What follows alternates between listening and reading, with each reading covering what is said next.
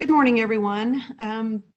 Thank you for joining us for our environmental health session for the ITEC conference this year.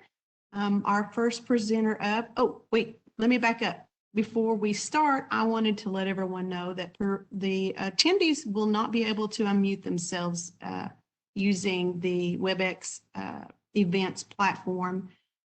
So we will be utilizing the chat box for everyone for their questions. And if you're calling in, you'll need to just send me an email with your questions and I can forward it on to the presenters, or we can read it if we're live if you send your questions then.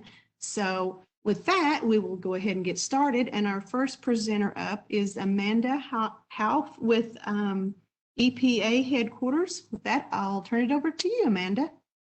Thank you, Karen. Hello, everyone. My name is Amanda Houff. I work in the Office of Chemical Safety and Pollution Prevention. I'm a senior advisor, the National Tribal Program Manager, and also the National Environmental Justice Program Manager. I want to thank many of you and also our tribal partnership groups, the National Tribal Toxics Council and the Tribal Science Council. Many of you helped us develop the curriculum the past few years. So we're using this time to come back and show the curriculum to you all, and hopefully you could pick it up and start using it tomorrow. So just want to thank you guys for your time today, and I'll use this time to go over the curriculum, give you a brief overview of the materials. I'll talk about our targeted audiences that we've developed.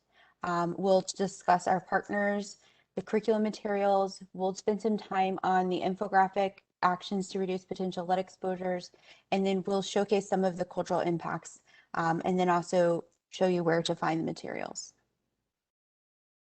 This is a picture of the front cover of the curriculum's guidebook.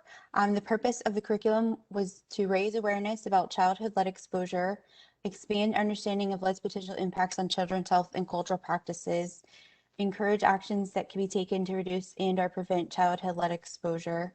And the curriculum is a user-friendly tool to educate tribal communities about lead exposure and promote in-home activities that participants can do to reduce and/or prevent potential exposure. So the curriculum really was designed to have a diverse background of different tools and information for you to make it your own. Also, it balances technical information with local knowledge, giving instructors the flexibility to plan and deliver their messages within each structured module. And again, this curriculum was identified as a tribal need. And so we really had a tribal-driven EPA partnered approach where the tribes helped develop and write the materials with us, and also outlined all of the actions that we took. We have two different targeted audiences for the curriculum. The first are instructors. These are community leaders with experience educating and training members of their tribal communities. Instructors do not need to be experts in lead or lead exposure. The curriculum will provide you resources and the information to be familiar with the topic and to execute the curriculum. Examples of potential instructors include teachers, outreach specialists, educators, environmental staff, social workers, community health workers, and youth leaders. And again, it was really important that we build this in a way that our youth can have the discussions and talk about the issues and help build change in our communities. The second audience are participants. So the curriculum can serve a broad spectrum of community members who are interested in protecting children, or who may work with children or be with children. So this includes parents, grandparents, tribal leaders, daycare workers, healthcare providers, youth ages 12 and up, and anyone interested in learning more about lead and protecting children. During the development of the curriculum, we had a work group, and we worked with over 200 tribal representatives from approximately 80 different tribes and tribal organizations. These partners participated in discussion sessions and pilots. They reviewed drafts, developed drafts, they shared their stories, evaluated key messages and drafted content. We want to thank our tribal partners who hosted several pilots of the curriculum throughout the time. And so during that time, we executed the modules. And so we'll learn a little bit more about that in a minute. And we've tested this curriculum, and we're confident that the use of these materials will be developed in a manner that works best for your community. And this is a picture at the pilot that was hosted by Oneida Nation.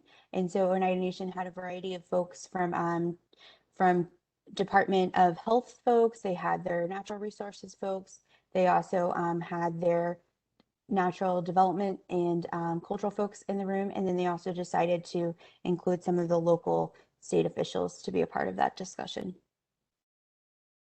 We had a variety of partners, just to kind of give you an overview. So the National Tribal Toxics Council, National Tribal Air Association, the National Tribal Water Association, Intertribal Environmental Council, ITEC, and just again, a lot of tribal representatives from across the country. And then we also had a variety of federal partners such as U.S. Fish and Wildlife Services, Center for Disease Control and Prevention, and Indian Health Services. Again, for our pilots, we had the Shoshone-Bannock tribes, 8 Northern Indian Pueblo Council with the Region 6, the National Tribal Toxics Council. We did pilots at the Tribal Land and Environmental Forum, Region 5 Tribal Program Manager meetings, and so a variety of opportunities for folks to help us build this curriculum. And so this is a photo at 8 Northern Indian Pueblo Council where we had about 80 participants that also included Alaska Native villages, our Pueblo communities. We really work to have a diverse group of folks help us build this out so it can be useful for any tribal community and also any communities as a whole. So that was really something that was mindful to everybody who worked on this. Some of the feedback that we had from participants for the curriculum is that they like the fact that you can modify this. They only have 2 staff within their environmental departments, and because the research and background information is already conducted, it allows us to use this and tailor it for our needs. And so you're going to hear me say this over and over. We want you to modify this for your own use. Add in your own pictures, add in your own stories, take out information. Maybe you only want to do one module. Maybe you want to do a portion of the module. Maybe you want to work with Head Start programs, or you want to work with your facility programs, or you want to work with your cultural programs or the youth. So there's a variety of ways for you to take certain portions of the curriculum to talk about lead and lead exposure, and then really hone on those actions that can be taken to prevent potential exposure. So we're just going to dive into the curriculum materials, provide you an overview of everything. So within the curriculum, you'll find a preface. So this provides a high-level overview of the purpose of the curriculum. We also have a short introduction to the topic of lead exposure and an overview of what is included in the curriculum. There's also a guide, which is called Using the Curriculum. So this gives an overview of the materials and guidance on how to prepare and present the information. And then we have 4 modules. So the curriculum is comprised of 4 modules designed to be delivered sequentially, but most of the modules may be used individually, like I mentioned a second, and just really in an order that makes sense to you. But we do recommend to include and start with Module 1, Understanding Lead, since it is an introduction of the topics and contains information that is covered in more detail throughout the modules. So we'll go through that in a minute.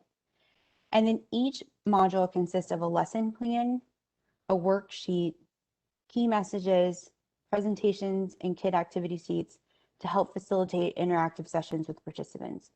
We also have appendices. We have 4 of them. They're included at the end of the curriculum to provide instructors additional information to assist them in preparing and presenting the information. And we have a curriculum guidebook, which includes all the materials except for the presentations. And so to get started, we'll provide you a brief overview of each module and some of the materials, and then just how to navigate some of the information. So this is Module 1, Understanding Lead.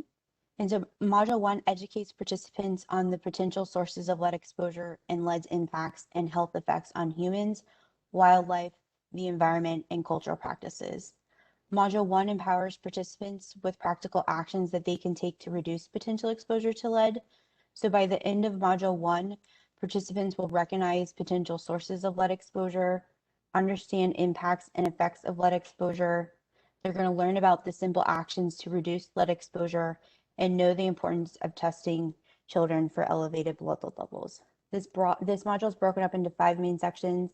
The first section is a general overview of the topic. So it talks about the infographic, which I'll talk about in a minute, which is an overview of all these steps that we can do at home with the resources that we have. We also have a section that talks about the potential sources of lead exposure.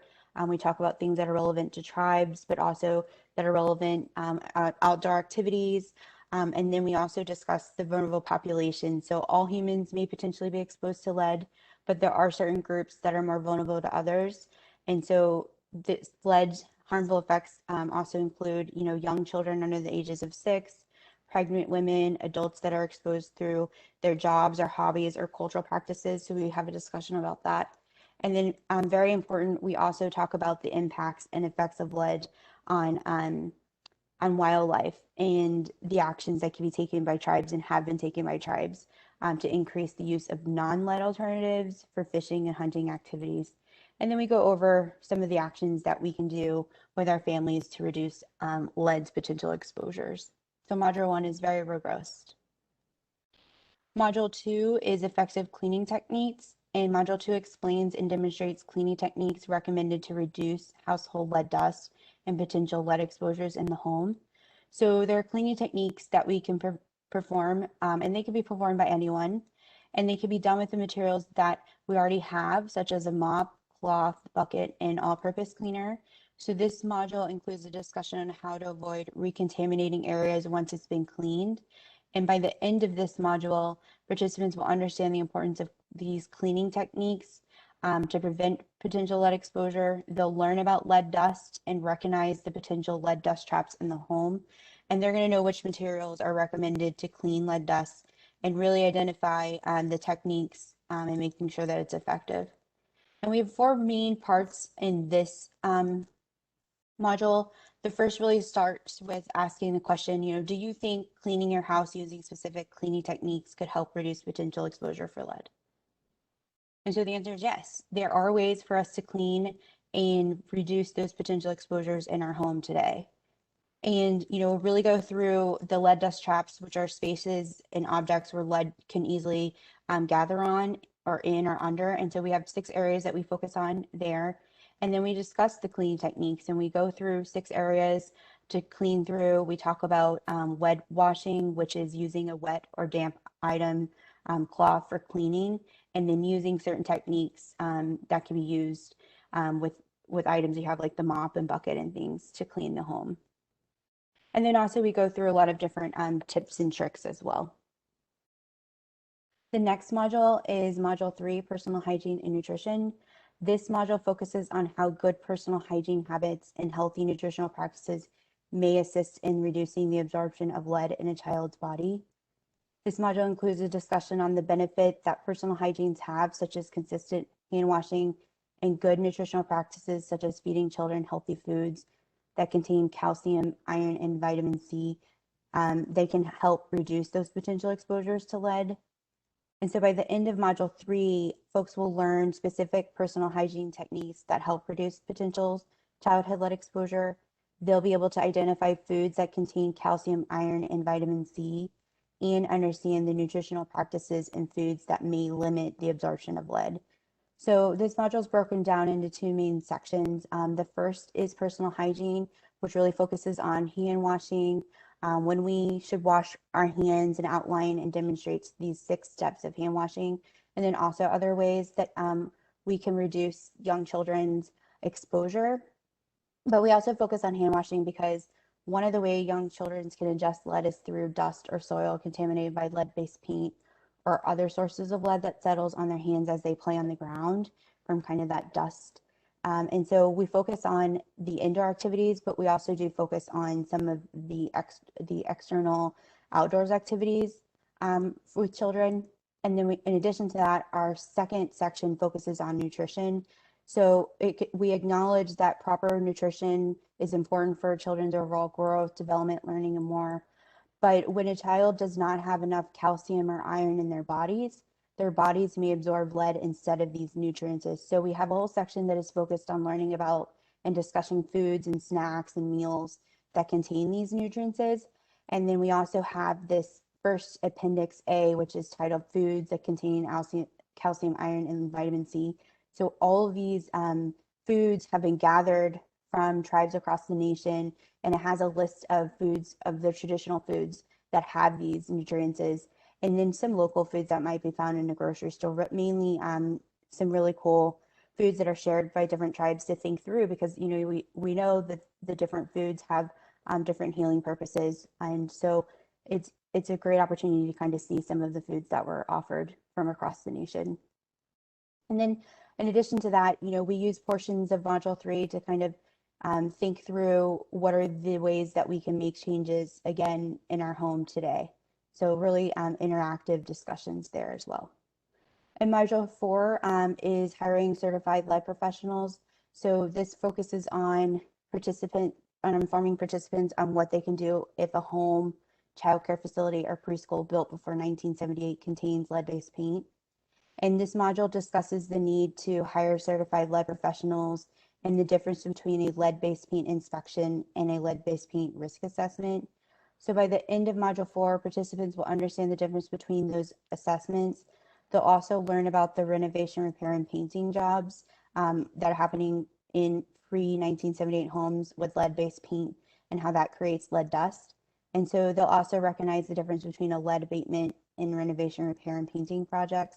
And they'll go through a lot of kind of the technical information there, but they'll be able to also understand that work should be done by lead safe certified firms. In addition to that, we have about 5 different sections that run throughout this module. We do recognize that this one's a little bit more technical, but we are confident after running this in real time with our tribal communities that anybody can take this information and present the things that are useful in here. And then now I'm just going to go over each modules. Each module has a specific lesson plan. They also have other materials. And so I just want to go over the lesson plan and these materials to kind of give you a look on how you would utilize them. So this is the lesson plan. All materials that we developed were strategically developed to help facilitate the use for the instructor. So the lesson plan provides a detailed guide for instructors on how to present the information. There's a step-by-step section that provides each module and outlines the approach for the background information and resources there. So each lesson plan includes instructor preparation, which I've circled there. I know you can't read it here, but you just kind of see the format. And so these are the steps for the instructor to prepare and present each module. And then we also have the suggested materials section. So these are the materials necessary for all the activities, including within the lesson plan. And then we have an outcome section, which is what participants will be able to learn by the end of the session. And then we have our outline. So this is a list of the topics that will be covered in each section with the approximate amount of time. So you can use this to break things down, pull items out, decide what you want to focus on for each module. And then within the lesson plan, there are instructor notes. So these are all written in the plan. They're written in italics. So you'll find these throughout the lesson plans. And so these are suggestions on how to present the information.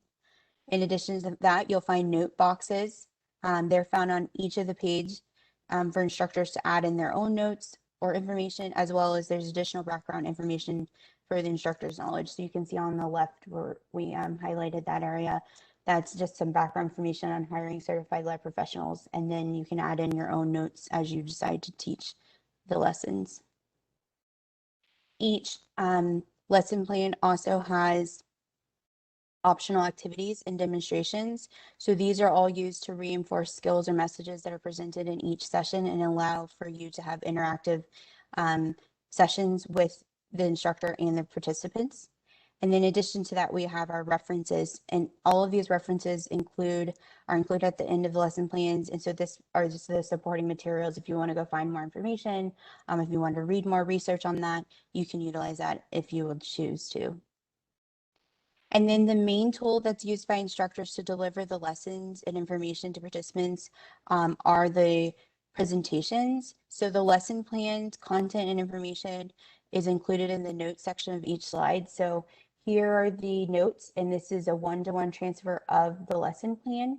And then here is the presentation slides that will go through that. So you can always change the presentation slides, add in information, delete information, add the stories that are most important to you, take away stuff, things like that as well. And again, this is designed, like I said, to be edited, modify. Also, maybe think about incorporating storage, there are images that are important to you or videos.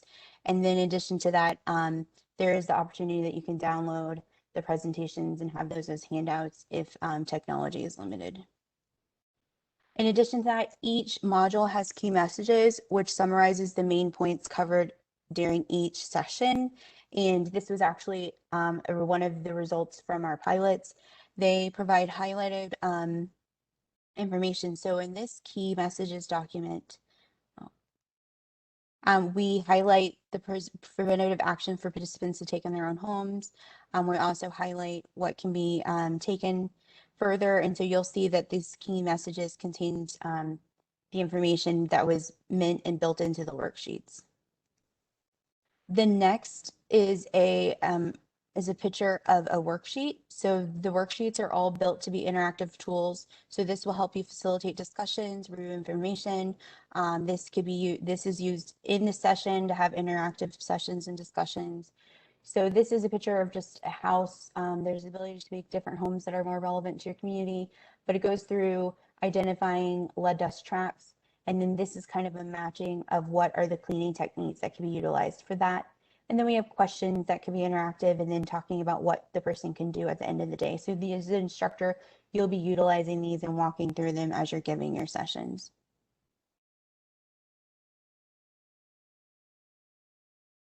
This is an example of a kids activity sheet, which is also a result from our pilots. And so each module has this supplemental handout built for kids.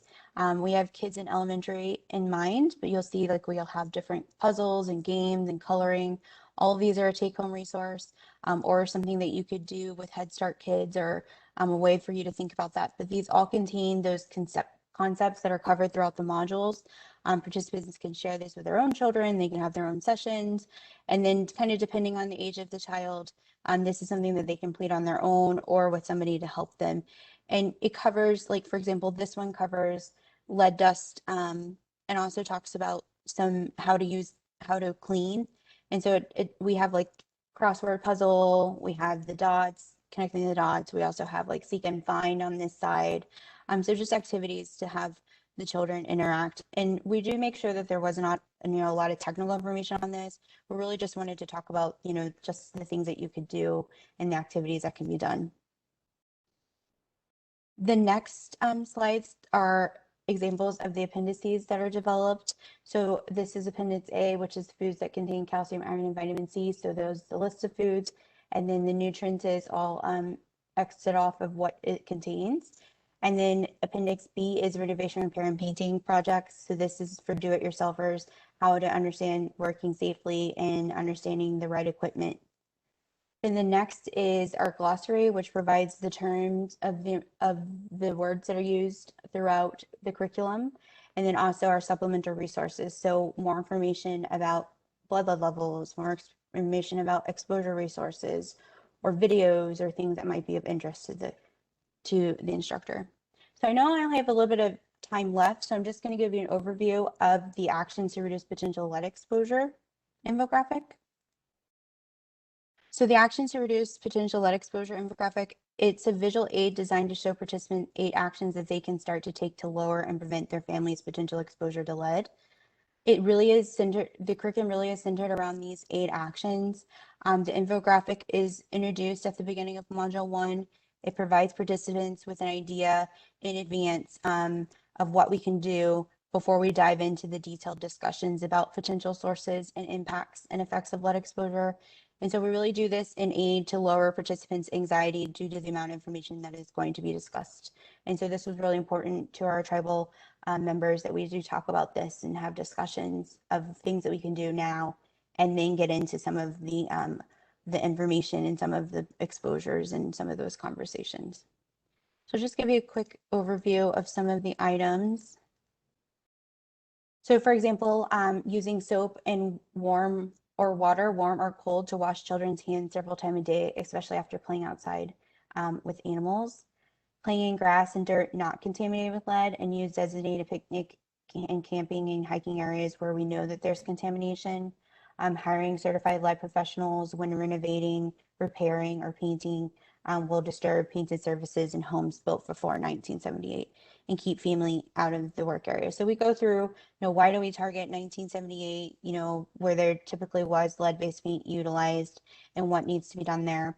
We also talk about, changing and washing and removing clothes and maybe in the shower to avoid tracking in lead, into the home from soil, work sites, or hobbies. So we go through that. And then also talk about things such as flushing your home's pipes by running your tap, taking a shower or doing a load of laundry or dishes before you're drinking or cooking water. So we go through a variety of different exposures and also talk about the solutions utilizing the infographic.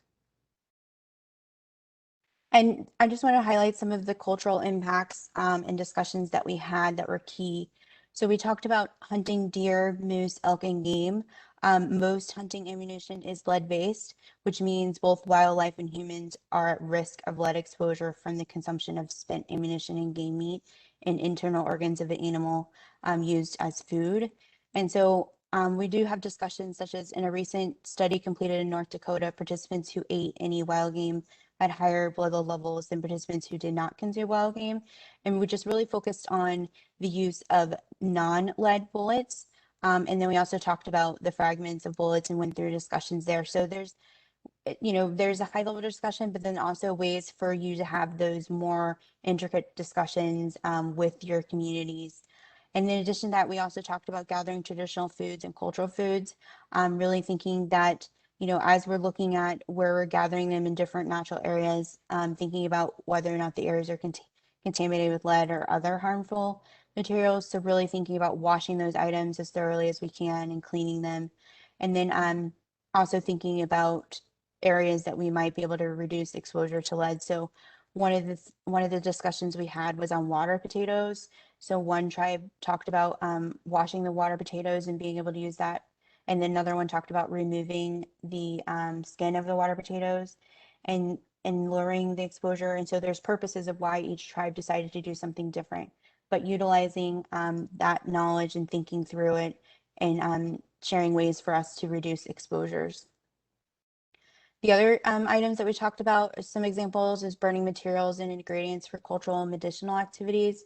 So as we know, there are different tribal activities that involve burning different materials for traditional and cultural and medicinal practices. So in some cases, there might be uses of ashes and smoke. And so we just want to make sure that we're aware of the materials that we're using. And so when we unknowingly burn wood coated with lead-based paint, what does that mean and how we can reduce the exposures to our community members. And the other part is, as we're using natural life resources, being sure that we're understanding where the clay is coming from for different uses, whether makeup and paints and things, and just really thinking about those areas if they are contaminated with lead or other contaminations, then just what can we do and how can we handle those situations. And then also some of the things that we've talked about, like return museum artifacts. Museums artifacts use a lot of preservatives. So they use like mercury, arsenic, lead, and other toxic chemicals. So really asking those questions from the museum of what was utilized, and then also determining how you may or may not reuse those materials for ceremonial purposes. So those are just some of those discussions that I've had in the curriculum. And so if you would like to use the webpage, you could see all the curriculum materials. Everything is there, easy for you to download and utilize. We've also had some really good roundtable discussions with a variety of tribal members. We've also had these train the trainer sessions, which will go into how to use the curriculum materials more, and then have additional discussions on use. And a lot of our tribal partners talk about their lead exposures and how they are working to lower and mitigate and reduce and remove exposures. So we've had a lot of those great interactions. So again, I want to thank all of our tribal partners because we couldn't make this happen without you. So with that, I know we only have a few minutes for questions, so I will stop there. Thank you, Karen. Thank you, Amanda. I don't see any questions in the chat box just yet. And I wanted to mention that if you're calling in, you'll need to send your questions either to Amanda or me, and I can forward them on to her. Let me check my emails real quick, make sure I have any. And while you do that, as folks are digging into the curriculum materials, please feel free to reach out to myself or Shayna. But we're here to help you. And also we know that there's other tribes helping other tribes. So we just want to utilize these materials to help you get started. So any questions, big or small, please reach out to us. So thank you, Karen. Okay, thank you. I haven't received any questions through my emails just yet. Also, you can always put it in the chat box and we can come back to it a little bit later if we have to. Thank you, Amanda. We appreciate you presenting, and we'll move on to our next presenter. And our next presenter is Jonna Bolafentis with NESPERS. And I hope I pronounced that correctly, so I apologize, Jonna, if I did not. You did. Okay, good. Cool. All right. You have the floor, Jonna. All righty here. Well, good morning, everyone, and thank you for having me. And thank you for the invitation to present to this group. And good to hear your voice, Amanda. And yeah, so my name is Jonna Bolafentis. I've worked for the Nez Perce tribe since 2005. I started up as an ITEP, the Institute for Tribal Environmental Professionals, intern in 2004. And so I've been with the Nez Perce tribe for my career. And a lot of our work around air quality is interrelated and directly related with health. And so today I'm going to share a number of projects that we've done, also some strategies if you're looking to get into this work. I've learned that people need to hear things 7 times, 7 different ways. I don't recommend that you watch my recording 7 times, but I hope that something that you maybe have already known sparks just with hearing or seeing some of our tools. Also, please feel free to email me or call me if you want to learn more about a particular topic or yeah, have a specific question. So a little bit about the Nez Perce tribe, or the Nez Perce and the Nez Perce reservation. So you'll see on this map, they're purple, or if it's on your screen, it might be red. The larger outlined is the Aboriginal territory of the Nez Perce tribe. Lands cross into Idaho, Washington, Oregon, Montana.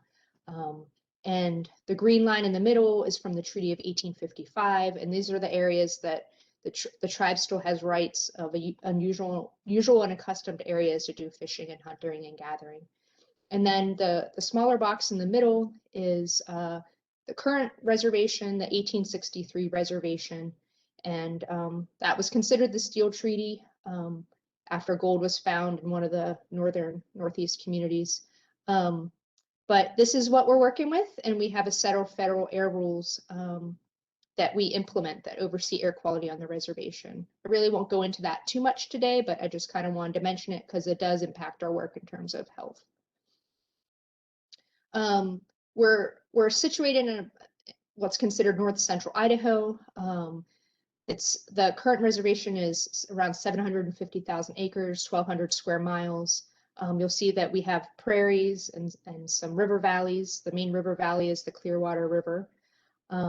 And that goes what looks to be the north and to the east.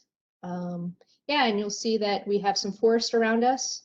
I forget that you can see my cursor right here. We currently have some wildfire going on across the river in Washington. We have wildfire here. We also have wildfire down here. So a little bit, I'll talk about some of the work that we're doing related around wildfire smoke and health. And then another large part of our program is overseeing agricultural burning that occurs on this prairie. So yeah, this is the overview. Going to go over some strategies. Here are the specific topics I'm going to kind of cover. I'm not going to go too in depth with all of them, but just kind of give you a bite. So if you're interested, you can ask me more. So our approach and our overarching goal, and granted, I'm the one talking today, but this is the work of many people over many years. But the approach has been to increase awareness, increase personal and community action, and then increase connection to self, connection to community, connection to land, and our resources, and just our Mother Nature in general. So, engage your community. That's a good place to start. So if you're getting started with this work and you're like, where do we start? What's our environmental health issue? What is of interest to me? Having conversations with people is a great place to begin. So, you might want to identify a few people that you would like to speak directly and have a meeting with them, or a phone call or an email. I prefer talking, actually. And then maybe there's a group, existing community networks that you can already engage. And then, that can be explored in a deeper way. Maybe you then want to get a community advisory board, or then maybe you want to do some research and get community participation, or do some social marketing based with community input. So on the right, I show the Nez Perce tribe, or the Nimiipuu seasonal round. And again, just to reflect the interconnectedness of all this.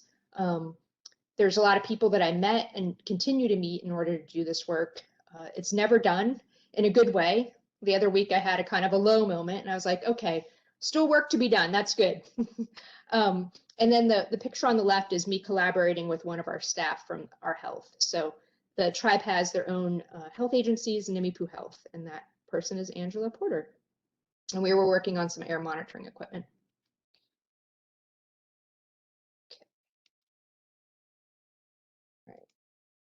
So one of my suggestions and effective strategies is to take a bird's eye view. So sometimes you need to step back and think about, okay, what are we going to do? Because I have a lot of information in my mind, and sometimes it gets really confusing. So one way is to draw it out, and mind map is just one tool. You might have another tool. So sometimes it's nice to sit with yourself or sit with a group and kind of work through this, see how things are interrelated, and then you can begin. And that might be with a communications plan or a next meeting. So that's just take a bird's eye view, take a step back. But then you want to go slow and steady. So maybe you start with one section of the mind map or the plan. And so for me, even just making a presentation, there's a lot of things involved with it in order to be here today. But I started small. And the benefit of doing that is that we all need successes along the way to keep us going, and making mistakes and switch directions if needed. I've switched directions many times when something didn't work. And the other benefit too is, and I forgot to mention earlier, is, meeting with your community, you can make what you produce culturally relevant and responsive. And it really makes it meaningful and includes other people. And then you can engage more people. So recently, and I'll show some of the materials we had an intern create, within making it culturally relevant and including language, huge response on social media. And social media definitely is not our only avenue, but it's crazy how many people you can reach with some of her work. So then you might want to develop a survey, or again, maybe have some formal interviews where you gather some memories, experiences, or knowledge based on whatever the issue you might be trying to address.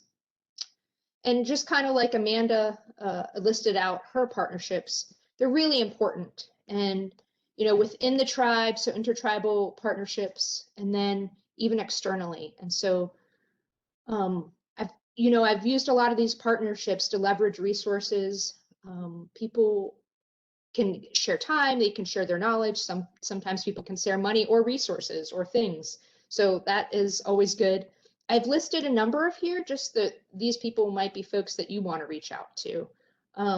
If you're specifically interested in environmental health related things, the Environmental Law Institute has a number of resources, and you can go to their website too, related on indoor air quality, radon rules, all kinds of things. So I wanted to definitely mention them. And then the National Tribal Air Association, the contact there is Andy Bessler. They have a number of work groups that might be of interest to you.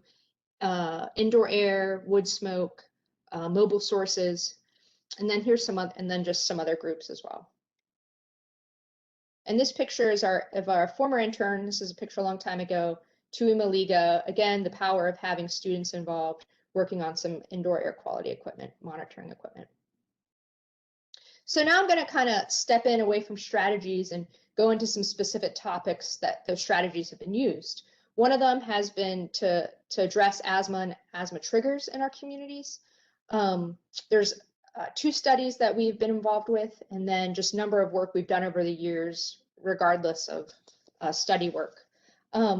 So I'll go over the pictures first, just because I love pictures. The top left is an activity you can do with kids, even adults like it though, and they make a model lung set. And so it's just a small plastic cup, some balloons, some coffee stirrers, and right in those pictures, I realized the balloons aren't attached, but they use the bottom balloon as the diaphragm, so they can inflate the inner, they can deflate and inflate the inner balloons. And it's a really fun activity for kids, and they can decorate it. You'll see one has a little bling on her face. So that is one activity, and there will be a handout, and we had an intern create a video, and so you can follow along in the video if you would like to make it. There's also a lesson plan that you're welcome to use and with your own community. ITEC also has this lesson, but she adapted it from that. The middle picture shows us doing setup at an asthma walk. That is me, since you don't get to see my face today. We also had some information there, so when people were done, walking and sharing awareness about asthma, they could come over and make some non-toxic cleaning and learning about triggers in their home. And then the little boy on the right, he's wearing a little bag that we handed out after doing presentations to Head Start kids. Read stories, shared a little bit of asthma, and what he's showing is he went out digging roots, and he used the bag we gave to him to carry his roots. So I really like that cultural connection, and that was a native air bag. So I'll go into a little bit about the studies now. The first study I'll talk a little bit about more, but I will tell you that the Northwest Portland Area Indian Health Board, which is our current study, it's a neat study because it connects home visits, so supplying some information and tools that reduce triggers, but also connects with the healthcare provider and their pharmacy. So those three connections, it's an overall way to address asthma. And one of the key parts is having an asthma action plan. There's many people, children and adults, that have asthma that have never heard of an asthma action plan. And it's really key to understanding your asthma and knowing what needs to be done. It's also a tool that can be held at the school or a daycare, and so teachers will be ready. All right, now we'll go on to the From Home to School study. So this was a few years ago, partnership with the University of Tulsa, Cherokee Nation, Navajo Nation, and then the Nez Perce tribe was myself and a staff from Nimipu Health. If you're interested in more, there is the information for an article that's been published about it.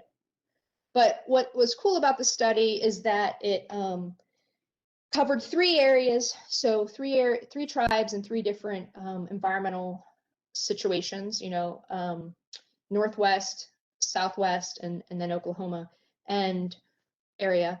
And we had some visits. So we did 3 home visits at the school, and we did, or 3 visits at the school and 3 visits at each home. And so here are some key findings from it.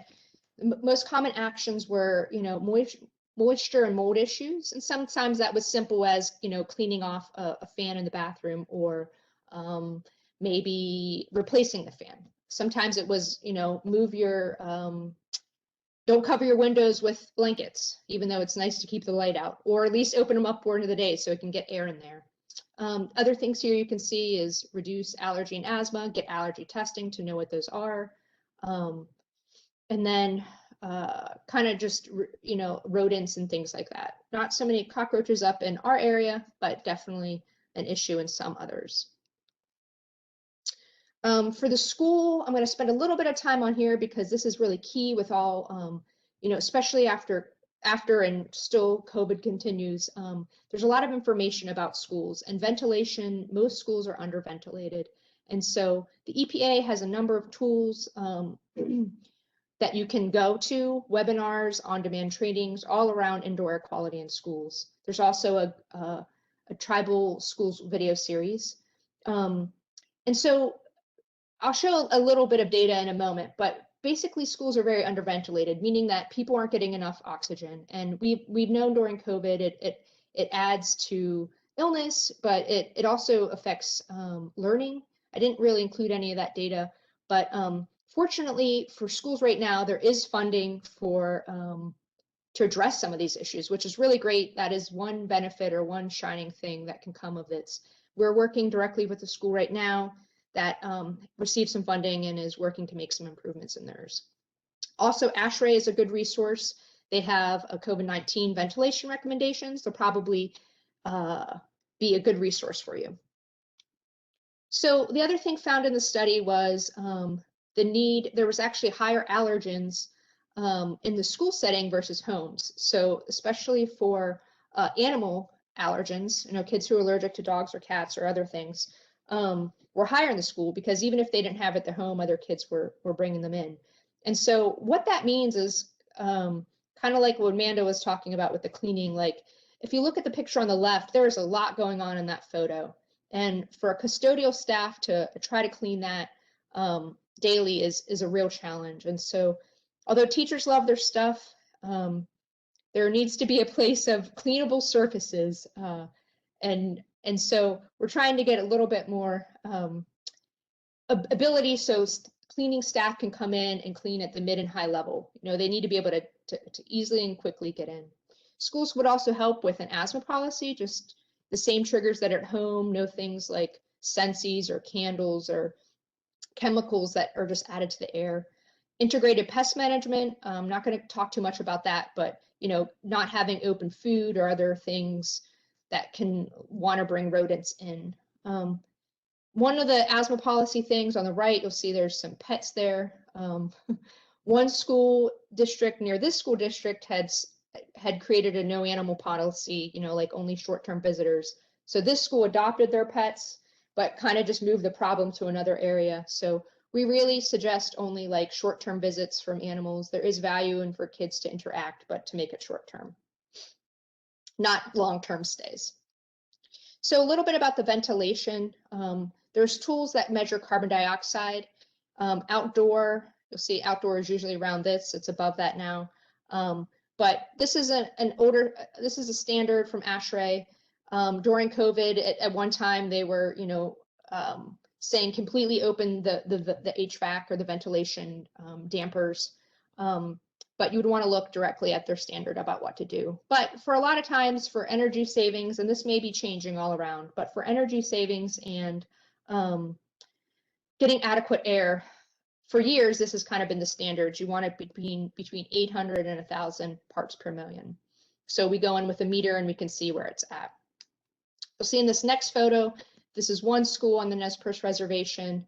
The outdoor during these specific dates was between 380 or 415 parts per million. And really there's kind of a lot going on here. Again, here are the dates, here are the room numbers. But in the blue, you'll see the varying levels of carbon dioxide. And you'll know that many of them are over 1,000. So depending on the number of kids you have in a room, they're not getting much fresh air. And again, that impacts scores, that impacts ability to pay attention, makes people sleepy, and then it can also increase illness. So I want to see if I can play this right now. One of our outcomes was to have a culturally relevant, what is this called? PSA. And so this was taken from the Ad Council. Let's see if you guys can hear it. And if you can't, just let me know, Karen.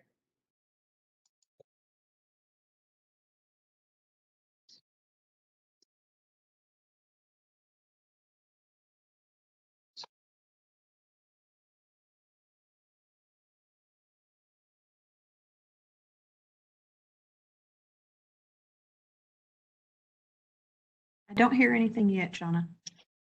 Okay, well, bummer. Okay, well, that didn't work. It sounds really great. There's a link there for you. Can you see my screen again? Yes, we can see it.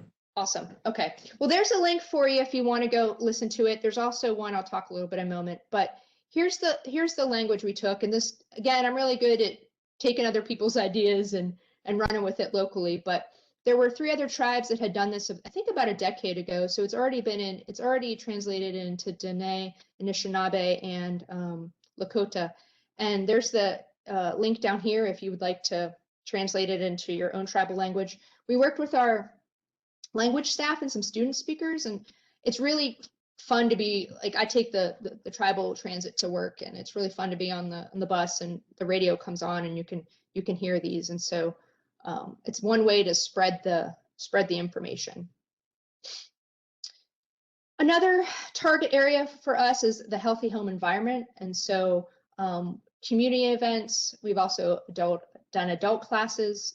I often receive calls, emails, or we do social media posts. You know, I get calls or emails like, I have this mold issue in my house.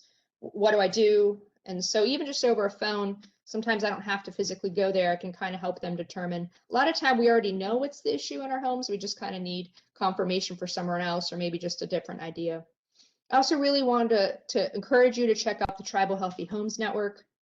They have a number of toolkits that there's toolkits that they create that you could look in to addressing healthy home issues. They also have this Healthy Home Seasonal Guide, which is great.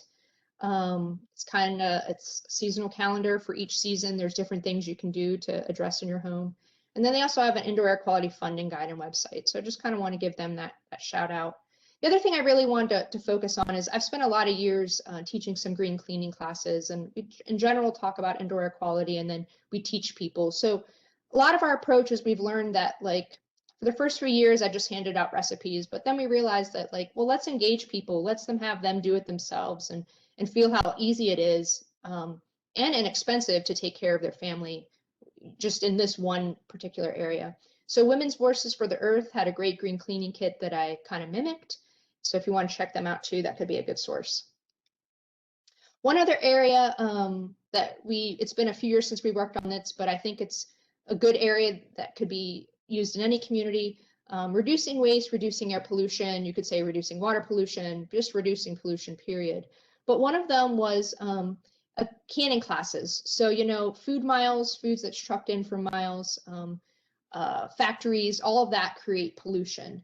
And so we purchased from local farmers some locally grown food, and this pictures you're seeing here are from a salsa canning class. So again, everyone's having an opportunity to experience cutting up hot peppers with gloves on, tomatoes, all the ingredients, and then in the top left, we go through the process together. So we cook it, they put it in the jars, they seal it, and then we, in this one, we water bath canned.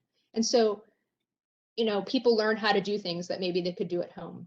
This middle picture is from an energy efficiency class.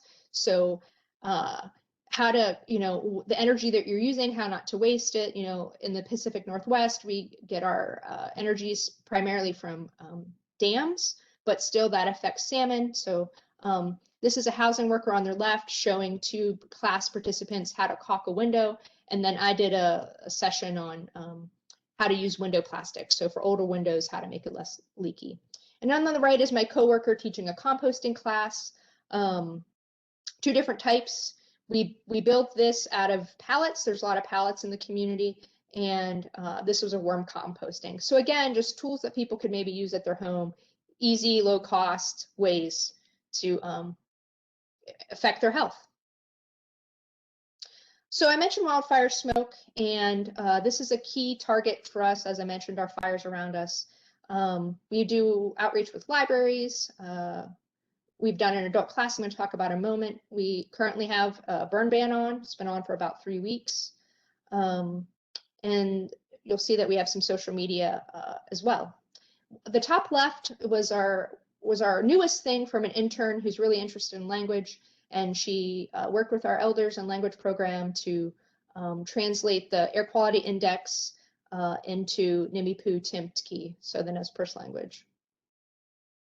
We also have an air sensor project with the purple air is the unit, and we have a former intern here installing one. So there's libraries up here in the top right. There are 9 public libraries on the Nez Perce Reservation. We're working with them, and they all now have a purple air. So again, that tool located at their library. They also are using the EPA flag program. So they look at their data and they hang the flag accordingly to the air quality index. And so this is a really neat partnership that we just started in this past 6 months to educate communities, again, to create action.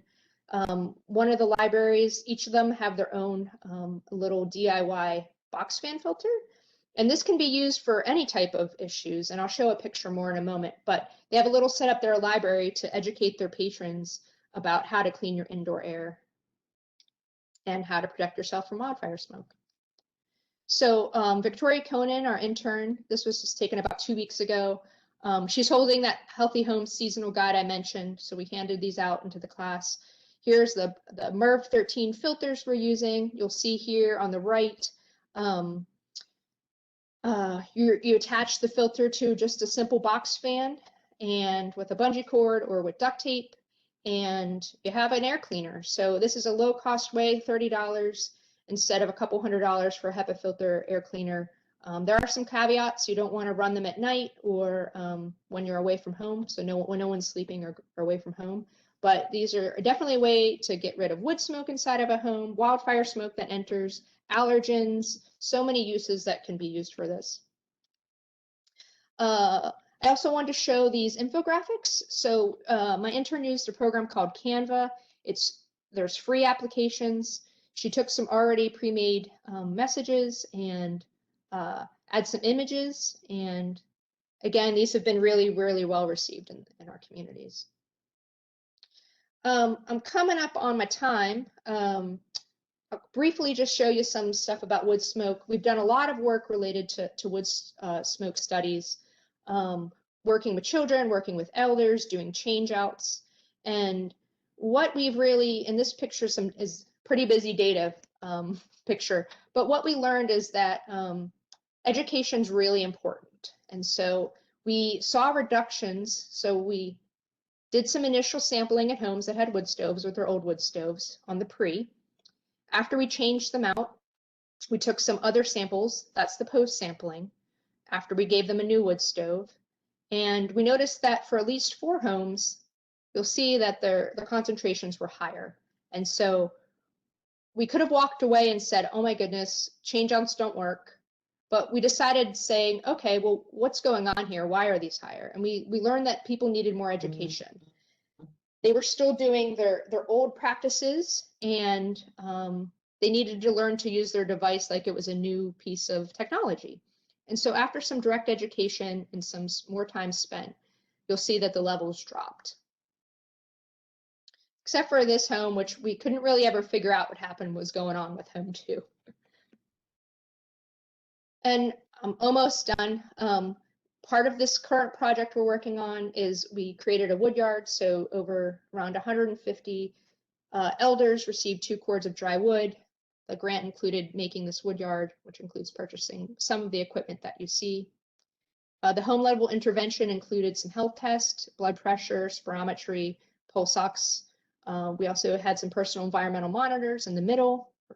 Elders carried around these little pouches that measured particulate matter. And then we had an air cleaner intervention. Okay, one key part was this education intervention, which is what we learned from the previous study.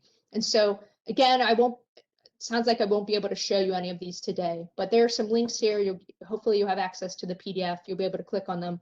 Please listen to them. They include some Nez Perce tribal fire stories, and it really adds to sharing the information. Here's some of the tools they got. Number of things for the education intervention, not just videos or talking, but we actually gave them tools. We also did some classes with the community. These were some of the tools: moisture meter, thermometer, fire starters, talked about how to keep your wood dry. We also did building some wood sheds within the community. Again, teaching people how to do things and working with them and learning from them. And then we have one other PSA, and that's about keeping your wood dry, and this is adapted from the EPA Burnwise. Thank you for your time. Katsuyaya. Thank you, Jonna. I don't see any questions in the chat box except for someone asked if you could put the links in the chat box, or you can email them to me and I can send them out for those that would like them. Okay. Emails real quick, just to make sure no one's emailed me a question. And I don't see any in the emails, but if you haven't had a chance to, you can send me an email with your question and I can forward it on to Jonna. Thank you very much, Jonna. We appreciate it. And with that, we'll move on to our next presenter, which is Dr. Michael Wide with the National Institute of Environmental Health Sciences. Let me give you presenter privileges, Michael.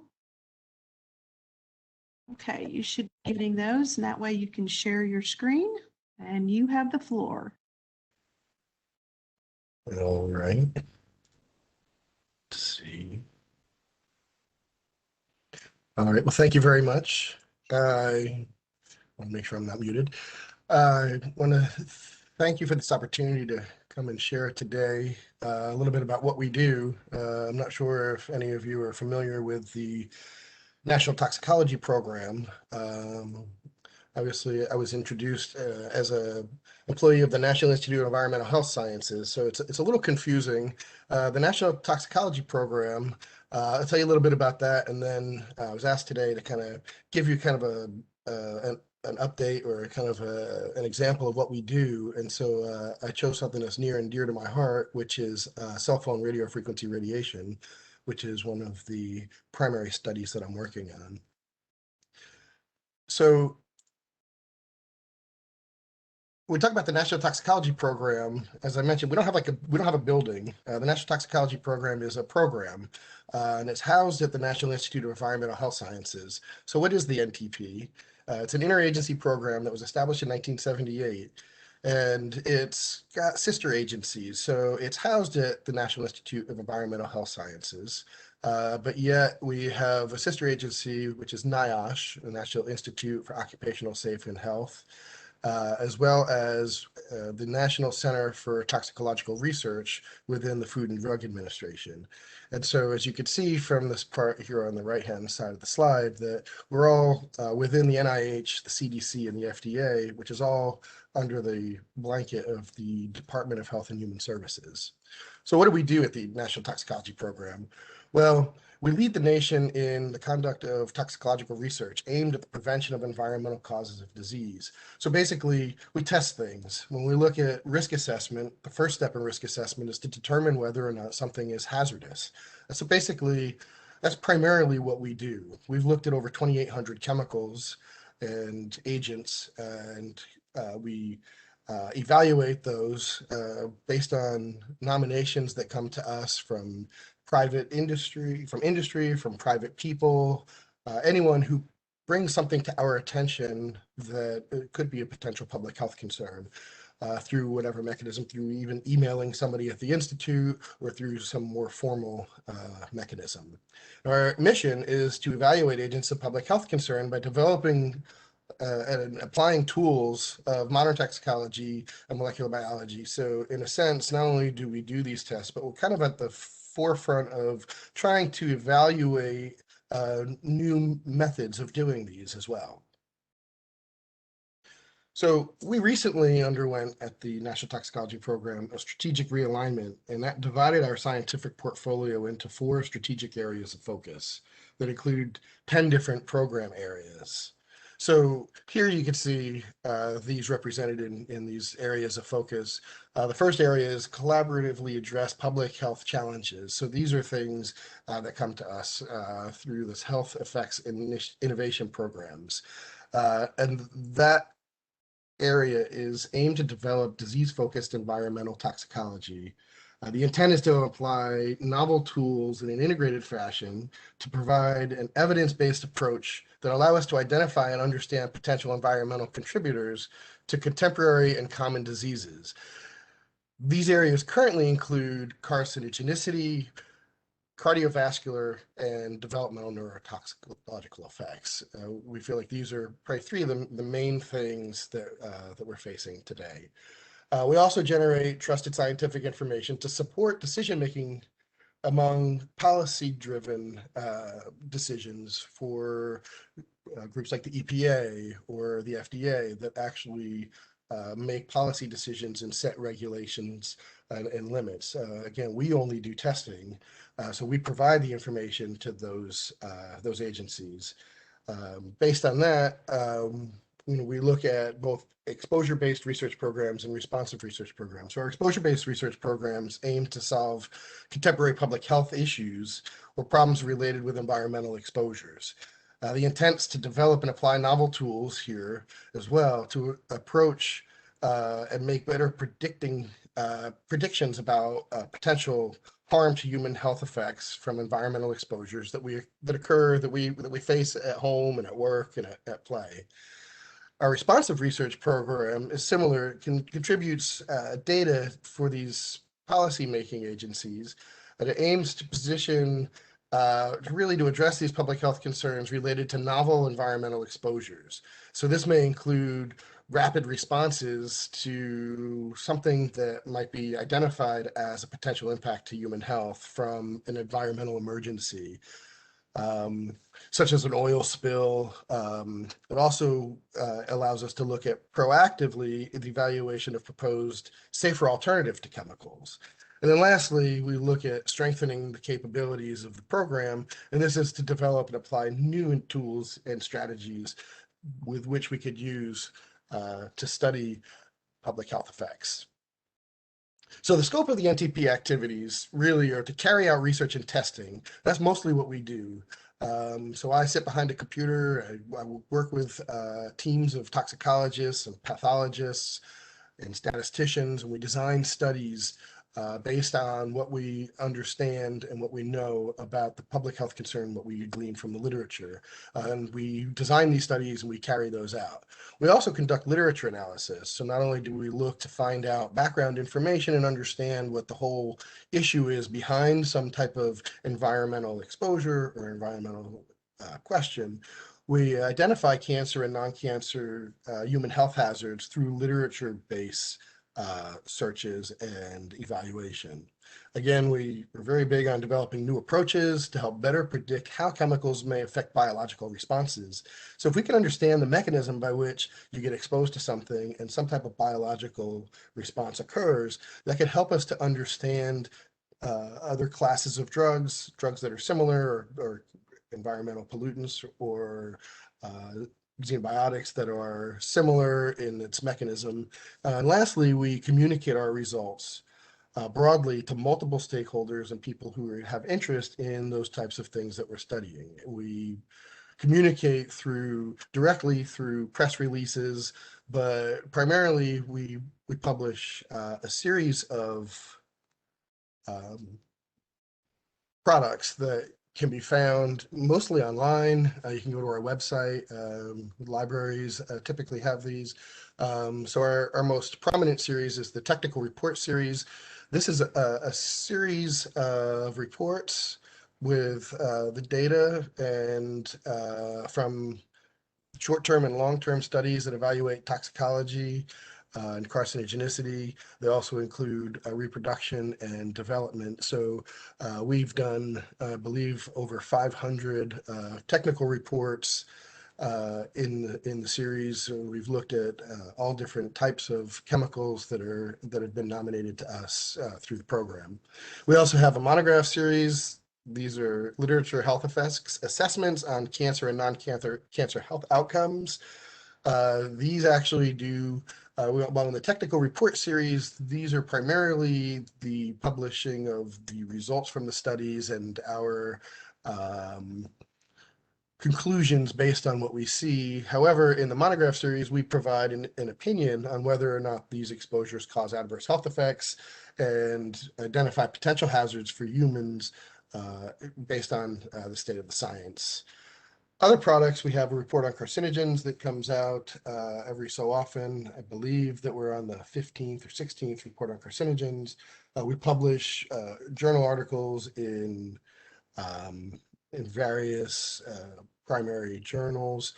We also have other series of reports that we publish that are include these genetically modified models, transgenic animals, and some other types of reports that we put out depending on what type of research we do. So one of the questions is what types of stuff do we look at? So basically that the answer is just about everything. However, when it comes to pesticides and drugs and things that require approval by the FDA or the EPA, we don't generally mess around with those because those are already tested and regulated. So we look at the things that are kind of orphans that fall through the cracks, things that are out in the environment that are just contaminants. We look for things that are emerging issues. So some here that we see on the screen, I'm not going to read all of these, but we look at a lot of things like drinking water contaminants, flame retardants. I myself did a lot of work with dioxins a number of years ago. We look at the PFAS compounds, the polyfluorinated alkyl substances, and this one at the bottom is perhaps my favorite because this is something that I've been working on for the last, I would say, 15 years or so. And so with that, I'll kind of transition away from what the NTP does, and I'll kind of go into something a little more specific, and I'll talk about cell phones. And, you know, this is an environmental health section, and a lot of times people say, you know, how does cell phones fit into environmental health? Well, what's interesting is that, you know, while we think about drinking or smoking as lifestyle choices, you know, we think about cell phones as lifestyle choices too. We choose whether or not to use a cell phone. However, we also are in this ever wirelessly increasing world where there's broadband, there's Wi-Fi, there's cell phone towers, they're being put up everywhere. There's this talk of 5G. So what are we talking about when we talk about radio frequency radiation? Well, this that I have in front of you is the electromagnetic spectrum. You might be familiar with this. It shows things such as visible light. I don't know if you can see my cursor, but here, visible light somewhere near the center. And off to the right here, we're very familiar with the health effects of X-rays and gamma rays, nuclear explosions, and the types of ionizing radiation. However, what we're looking at here is down in this area, which is in the non-ionizing radiation realm of the electromagnetic spectrum. And so people assume that since there is very low energy and these cannot ionize the atoms, then we really don't have to worry about any kind of health effects because there's such low energy. And the way that we know that effects occur in these X-rays and gamma waves are through ionization. So one of the things going into this is a lot of people think that there's no way, unless you reach very, very high levels, which you could never reach in a cell phone, where you're going to actually heat tissue, because as you could see here, in the same range is a microwave oven. And so we know that microwave ovens cook food. That's because it's used at a very specific frequency and used at a much higher exposure than what our cell phones use. So a microwave is a 1500 watt microwave or a 1000 watt microwave. Your cell phone's the max that it can emit, according to the Federal Communications Commission, or the FCC, is 1.6 watts per kilogram. And that's divided over an exposure over a human. And so that's very much smaller, 1.6 watts versus 1500 watts. So what we're looking at is in this area. Now, cell phones use radio frequency radiation to communicate with each other and to communicate with the network. So why are we so concerned about this? Well, the US FDA nominated radio frequency radiation that wireless communication devices use for us to study in 1999. So since that time, and at that time, cell phone usage was actually very low compared to what it is today, and it's steadily increased. And when we first got into this, we looked at this for a number of years, 5 or 6 years, to try to understand what it was that the NTP could do to add knowledge to what we understand about radio frequency radiation. So as I've mentioned, and as we all know, cell phone usage has steadily increased. You can't look somewhere without seeing a cell tower or somebody on a cell phone. So I think currently these numbers may actually be higher. It was, the last time I checked, it was estimated that over 5 billion people in the world use cell phones. If you actually look up the number of active cell phone lines, it exceeds the number of people that are on the earth. So obviously this is becoming a huge issue, and they're not going away because we've become very much attached to our cell phones. We can check our email, we can communicate, we can be in touch with everything. We have access to data and information every minute of every day as long as our phone's charged. So why would we be concerned? Well, because as we carry our cell phone around and as it's communicating with the tower, you are being exposed to the radio frequency radiation that it transmits. Now, obviously, it's much higher when the cell phone is working, but even when you're just carrying your phone, it still pings to the tower to make sure, and that's how when you look at your phone, it knows that it has 3 bars with 2 bars. And if it has 1 bar, it's actually trying really hard to reach the tower, and so it's increasing the amount of power. And so now your exposure is actually going up. So one of the questions too is, as they put up these towers, are we going to be around more of the towers that are, closer to towers that are emitting the radio frequency radiation? So one of the things that people have looked at is, well, have there been any effects in humans? And well, since we use the cell phone up against our head, there's concern about whether or not there's brain cancer. And so a lot of studies have looked in humans and looked at the elevation of tumors in the head or in the neck or in the ears of heavy cell phone users. And they've actually seen that in some studies, there is evidence of this higher risk. But these studies are really difficult because they take people who have tumors and people who don't have tumors, and they go back and they try to ask them, well, how much did you talk on your phone? And there's a lot of biases associated with trying to remember, and just, whether or not people have other confounding factors that may affect whether or not they got a brain tumor. One person smoked, one person didn't smoke. So there's lots of, it's very difficult to glean a lot of data out of the human studies. So a lot of people were working in animals. So what we found in animals is that there's been a lot of biological effects that have been reported in both cell-based assays and in laboratory animals themselves, in rats and mice that have been exposed to our radio frequency radiation, the same type that's used in cell phones.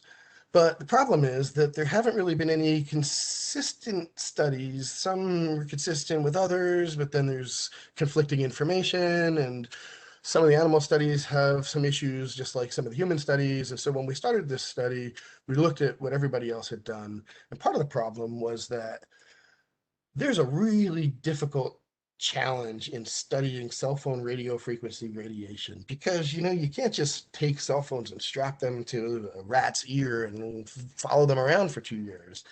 You got to actually figure out a good way to expose the animals without it being too invasive and without it inducing too much stress. And so the ways that people were doing it we felt like was kind of introducing a lot of stress to the animals. And so we weren't really getting a good look at whether or not this radio frequency radiation that's bounding around us has we should be worried about or not. So we set out initially to figure out a new way to study radio frequency radiation. And we actually recruited some key players in this. The first was the National Institute of Standards and Technology. One specific group out in Boulder, Colorado, is involved in radio frequency radiation. And we asked them, hey, what are some ways that we could study this that skip all these ways that these people have been doing it and really kind of inducing these confounding factors and are muddling up the results, and we can't be sure. So they recommended to us that we do this reverberation chamber concept. So basically, it's like you put the animal in a room and you have the room filled with the radio frequency radiation at the level that you want it. And that way the whole animal is exposed. And that was one of our issues with some of the previous studies, was that while people were studying what was going on with the head, we felt like, and just like we do with all of our hazard identification studies, we want to know if other organs are sensitive to these effects. Because back then, when we first started, everybody had their phone against their head. But now people are using their speakerphones, they have Wi-Fi, they have Bluetooth headphones. So your cell phone itself may not be up against your head. It may be in your pocket. It may be on the table across the way. So we actually like this concept. And so basically what it is it's a large room that's shielded to keep the RF, or the radio frequency radiation, in. And it created, they had to use 2 paddles and they spin. And it just created this homogeneous environment where the radio frequency radiation was just uniform over time, and it's from all directions and all polarizations. And so this gave us a great example of a way to expose the animals. And the best thing was that we were able to characterize, to actually set the field strengths and characterize them and monitor them very easily. And so we went ahead with kind of not reinventing the wheel, but designing a whole new way of looking at and studying radio frequency radiation. So in addition to the National Institute of Standards and Technology, or NIST, we recruited some very, very renowned, well-renowned scientists at ITEC Foundation who were looking at and working with this type of exposure system. And so they actually modeled whole body and organ specific absorption rates, because these exposures are translated into what are called specific absorption rates. And you could calculate these mathematically and you can model them. And so ITEC Foundation, while they were doing this mathematical modeling, the NIST was actually conducting feasibility studies on a prototype chamber, seeing if this would work in real life, if we could scale this up. At the same time, once they gave some information to ITEC Foundation, they actually built and tested a working prototype reverberation chamber based on the technical parameters that were obtained and optimized by those NIST studies. Then ITEC Foundation constructed the reverberation chambers and the exposure system, and they delivered and installed them and built the exposure system at the contract lab. Once it was all installed, we conducted an independent evaluation. We had NIST come in and measure that to make sure that the fields and everything was exactly the way that we thought it was. And we had third-party validation. So we came in and we basically validated this method of exposing animals to radio frequency radiation, which in and of itself was a pretty big feat. And so we actually got 2 publications out of just this work alone. The first one looks at the dosimetry and that mathematical, or that modeling that they did, looking at exposures across the different organs. The second thing was actually about the exposure system itself, how it worked, and the method and the validation from NIST. So I kind of went through that, but I kind of want to give you an idea of what all that really entailed. So I said that this was done by ITEC, and that was actually in Switzerland. And then they shipped these containers actually to our contract lab. So all of that I went on that slide was months and months of work. And then it all ended with this actually being, these are each of the chambers being lowered down. They were actually lowered into a space in the basement, and we actually created this RF facility in the basement. You can see here are 2 of those chambers. We had 21 chambers in all. Here's 2, 4, 6, 8, 10 of those chambers. Like I said, we had 21 chambers. So this was a rather large facility.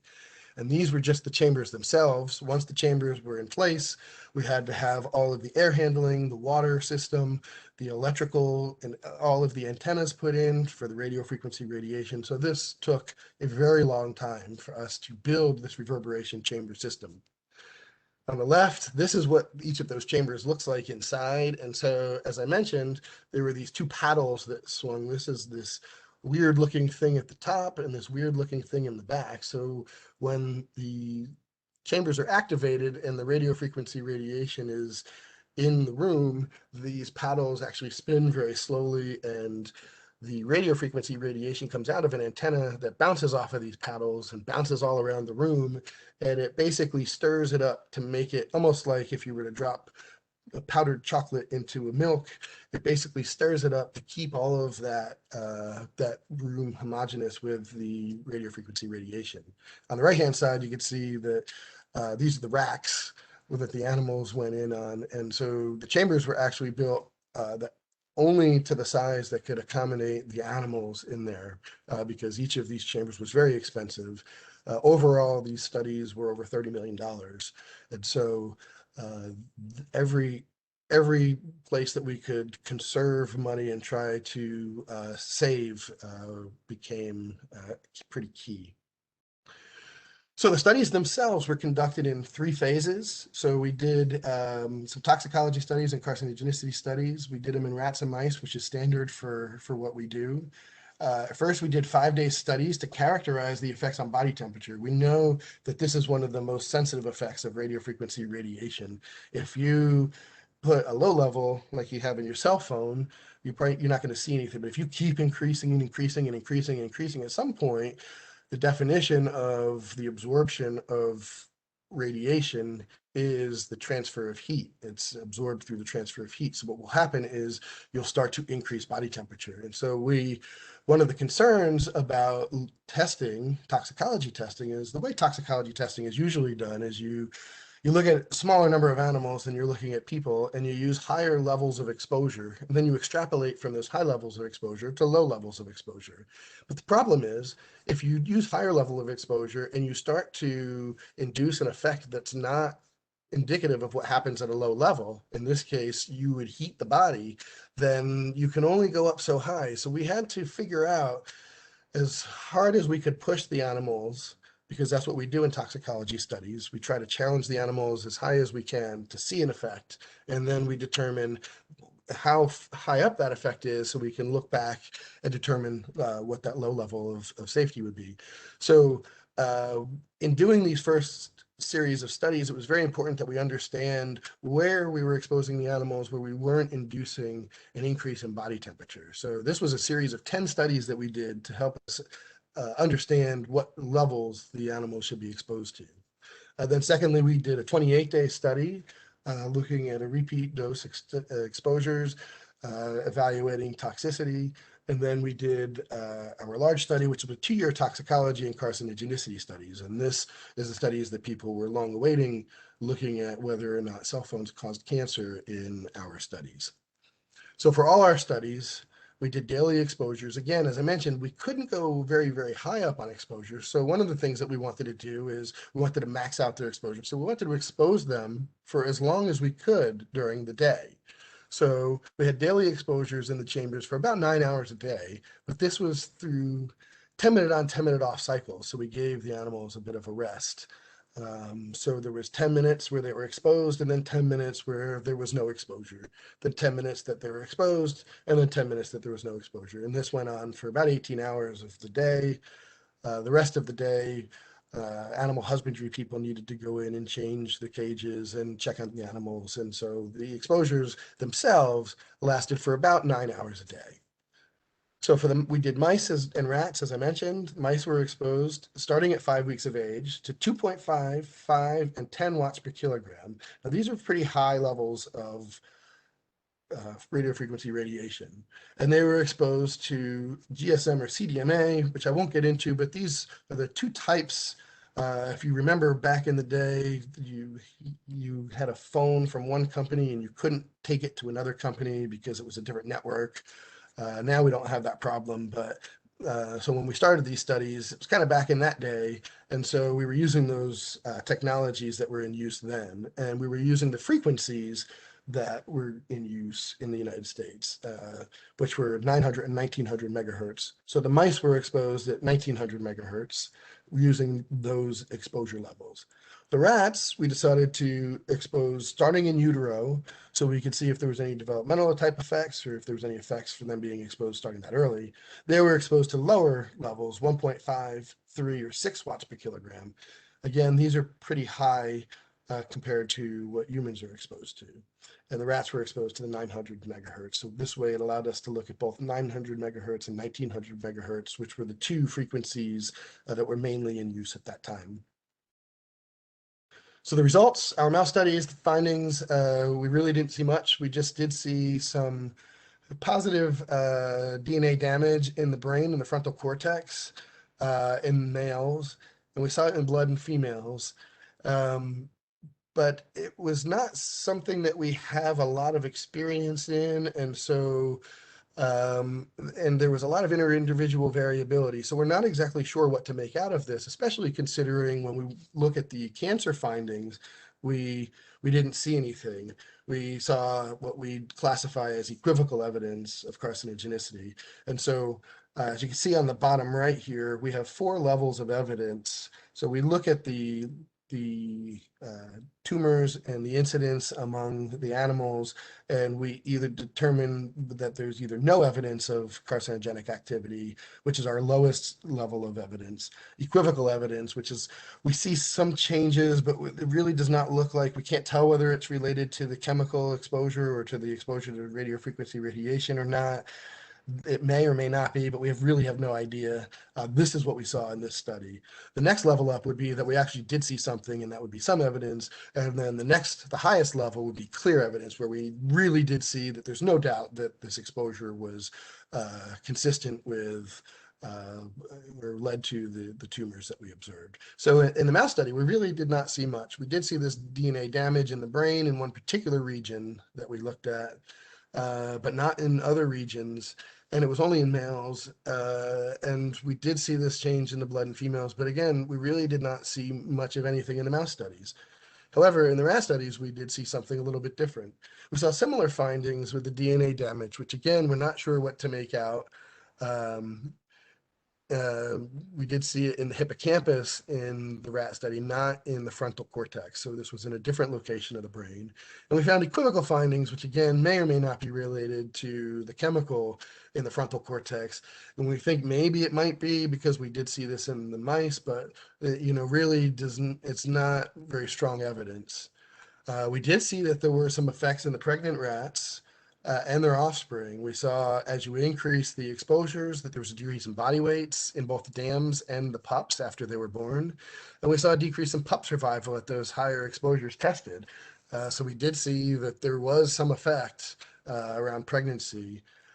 We also saw, quite interesting, there was a greater survival in all groups of exposed males compared to the controls. So for some reason, the males seem to live longer, and we're not 100% sure whether or not this is related to the exposures. We did see some interesting changes in the control animals, and so we're not so sure about that control group. But again, we're not quite sure what to make of this, but we did see an increased survival in the males compared to the controls. When it comes to the cancer findings, we did see that as I mentioned, with our levels of evidence, that we considered clear evidence of carcinogenicity based on what we saw as an increase of malignant schwannomas, which are a particular kind of tumors in the heart. What's interesting about these tumors is that they are not the cardiac muscle cells. They're actually cells from the peripheral nervous system that are supporting cells. But we saw this only occurring in the heart, and those cells occur throughout the rest of the body as well, but we did not see this occurring in any place other than the heart. So this was pretty interesting. We also saw what we would consider less evidence, some evidence. It was not as convincing, the increase that we saw here, but we did see that we did conclude that it was related to exposure. We saw that there was some evidence of carcinogenicity based on malignant gliomas, which are a brain tumor. And again, these are not, just like the heart tumors, these were not neurons. The gliomas are from glial cells, which are again supportive cells. And so it's the same type of cells that are the Schwann cells that are seen in the other parts of the body. So this was a very interesting finding, that we saw tumors in the heart and brain in these particular cells. We also saw an increase in pheochromocytomas, which are a tumor of the adrenal gland in just the males. So all of these effects that we saw were just in the males. So the NTP study that we did was the most comprehensive assessment. We did a huge number of animals, and we looked at exposures that were going on at the time. If you're familiar with the terms 2G, 3G, 5G, this was kind of done at the forefront, kind of at the crossing over of 2G to 3G. So the modulations that we looked at were mostly 2G, but they're similar to what we see in 3G. And what we found is that, like I said, we do hazard identification studies, and that we found that there were positive findings in the hazard identification studies for carcinogenicity. As I mentioned, these tumors were found in the heart and the brain and the adrenal gland in male rats, and we felt that these were associated with exposure to the cell phone RFR. Now, what we will say is that these were high levels of exposure, but These results suggest that cell phone radio frequency radiation should be investigated further for potential toxicity and carcinogenicity, because what we do is hazard identification. If we came back with a negative test and we had exposed to very high levels, then we would say, oh, this is probably pretty safe. But when you come back with a positive finding, you can't say that it's not safe, but we need to investigate this further because we don't know what this means for humans, because the way the rats were exposed were different than the way that humans are exposed. The levels are different, they're much higher. So we need to figure out what this means for humans. So question is, once we've done this, is now what are the next steps, not just for us, but for everybody, as we move forward into an ever-increasing world of cell phone technology, where we're moving from 4G now into 5G, where 5G is using different technologies, it's using different frequencies and modulations. So the question is, should we do anything? And when we got to the end of that road, we decided that we needed to do something because we needed to further understand what this means and put this into perspective, because this could mean nothing for humans, but it could mean something for humans. So what we decided to do was to conduct investigative follow-up studies. And the goals for these are to further clarify the knowledge gaps that we raised in our first set of studies and further clarify and address some of the criticisms and some of the gaps that we had. This gives us an opportunity to do that. And then we can probe potential biological mechanisms and how this happens, and further evaluate this DNA damage. Is this pertinent? Is this something that we should worry about? Maybe we can establish biomarkers of exposure to apply to studies of newer and emerging technologies like 5G and beyond that might help us understand if we need to be worried about those as well, or if we, even if we need to be worried about what we're exposed to currently and what that means for the future. So for these follow-up studies, we designed a smaller scale exposure facility. It's not huge, like I showed you in all those pictures. We can only do 10 animals per group here. In the other studies, we could do 100 animals per group. And we had many more groups. This is only 4 groups. That one had 7 groups each of males, females, and rats and mice. So those were huge studies that used thousands of animals. These are much smaller term studies. I'm running over. I'm almost done here. I'm so sorry. So the knowledge gaps that we're expected to look at here are explaining some of these factors that may be associated with exposure, looking into some of the roles of these. I won't go through each of these because I know we're we're out of time. I'll just get to the last slide. Really is the question of kind of where we're going here. So we need to understand what's going on in the 2G, 3G, but as we move towards 5G, we have a change in the exposure frequencies, potentially a larger span of exposure frequencies, and a lot more antennas a lot closer to people, but at much lower frequencies. So the bottom line is, we have increasing cell phone usage and dependence. It's this increasing wireless world. Should we be concerned?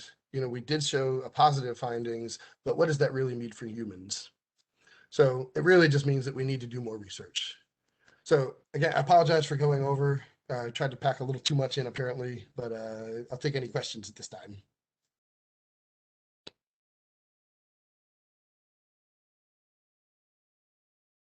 Okay, thank you, Michael. I don't see any questions in the chat box just yet, and let me check my emails.